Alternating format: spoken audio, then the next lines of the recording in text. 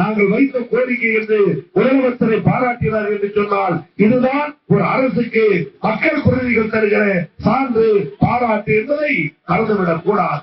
ஆனால் உறுப்பினர் சேர்க்கும் போது தாய் தந்தையரை இழந்த 24 குழந்தைகள், அப்பா அம்மா உள்ள குழந்தைகளே எந்த அளவிற்கு இடர்பாடோடு கிராமத்தில் குக்கிராமத்தில் வாழுகிறார்கள் என்பது தெரியும். ஆனால் தாய் தந்தையரை இழந்த அந்த 24 குழந்தைகள் அவருடைய நல்வாழ்விற்கு, அவருடைய கல்விக்கு, அவருடைய வாழ்வாதார பாதுகாப்புக்கு தாயுள்ளத்தோடு தமிழ்நாடு முதலமைச்சர் மு.க. ஸ்டாலின் உதவினார் என்று பாராளுமன்ற உறுப்பினர் பேசுவது ஒரு முதலமைச்சர், கோட்டையில் இருக்கிற முதலமைச்சர் மணப்பாறையிலே கரூரிலே பாராளுமன்ற உறுப்பினர் இங்கே இருக்கிற கருத்தை வெளிப்படுத்திய அடுத்த நிமிடம் அதை ஏற்றுக்கொண்டு செய்கிறார் என்று சொன்னால் இப்போதும் சொல்கிறேன், ஆமை வேகத்தில் இயங்குகிற அரசாங்கத்தை